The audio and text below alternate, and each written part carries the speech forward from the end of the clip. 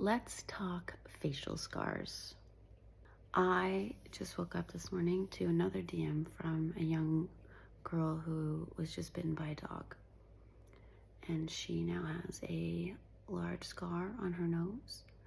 And she found my videos and she's asking questions. And I probably get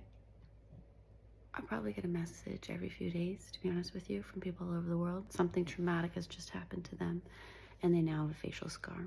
And there is very few people on the internet who have facial scars and who talk about them. So this is where I come in now, because I'm now in a place, it's been 2 years. My accident was January 4th, 2022.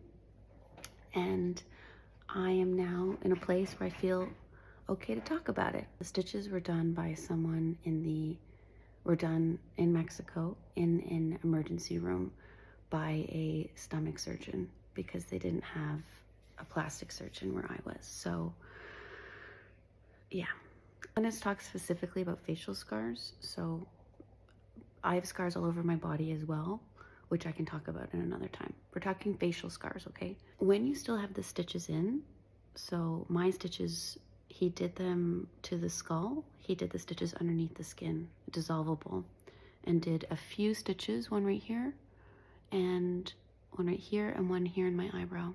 So you can still even see where he did.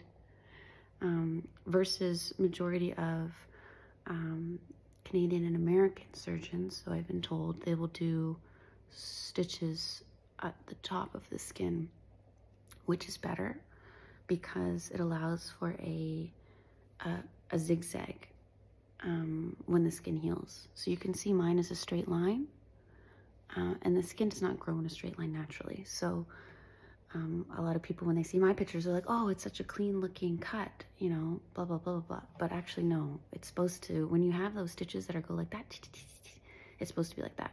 It's called a zigzag stitch. And at first I wanted my scar cut out and I wanted it to be redone with a zigzag, because that's what most people do. But I was told no, not gonna do it. Tough luck, girl. How to make sure that the suture area stays clean. So that's like your most important part when you still have the stitches in and when the cut is still fresh, is to make sure that it's kept clean, because you don't want an infection.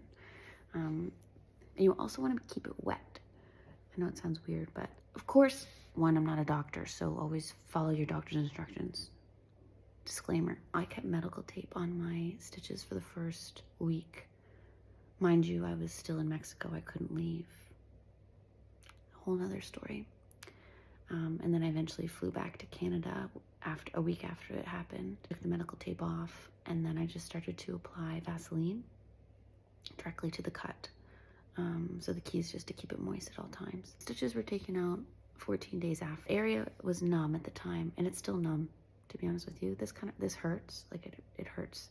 But I was numb fully all the way up until here, until like here. So depending on where the cut on your face is, there's so many different nerve endings and things like that. So if you experience numbness too, that's normal. So when they took the stitches out, it didn't hurt at all because I don't feel anything. Also, the doctor that took stitches out left a lot of stitches in there because of the way that the original suture was made. So for months, I was still picking like huge pieces of stitches out of my face. Horrifying, horrific. When the stitches came out, that's when we're still applying Vaseline, but then I started to use silicone scar sheets, and that's really important. The other factor that's really important is keeping any scars out of the sun. The silicone scar sheets helped do that for me, and also they made me feel a lot better because most of them matched my skin tone, so I felt that people just thought I had a band-aid on my face. They had no idea that I was dealing with a insane scar. So, and just so you know, like it goes all the way into here too. And it's kind of funny because my eyebrow, like it's crooked. So I have eyebrow hairs that grow up here now. Anyway, these are my problems. I wore a hat for like a year and I loved that hat. If you met me during that time period, you met me wearing a hat. That's a very important hat. We're also saying the sunscreen application is going to be like a year. I'm not kidding. But it sounds really crazy, but you want to do everything you can to minimize, you and your heart want to do everything you can in order to minimize the effect of the scar so it becomes natural. It becomes very second nature. So it just becomes like that hat, that Nike hat became part of who I am. Like that was my identity. Are now fully healed. Now what? So what I've had done, I've had Morpheus 8 done, which is a form of microneedling and radio frequency done to all of my forehead. To be honest, it's a new technology. I had it done by a head and neck surgeon. I didn't really feel like it did that much, to be honest with you. I had direct microneedling done.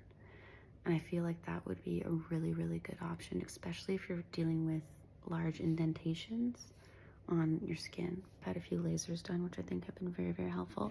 Mind you, be really careful because I believe this is a broken capillary or whatever here, and I believe that's from a laser, because I did not have that before, and it's here now. I'm not worried about it.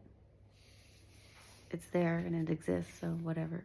But lasers are a really good option. So lasers and microneedling are going to be your best friend. That's like just like the medical treatment side of things. But then there's like also taking care of you, which I'll talk about in another video.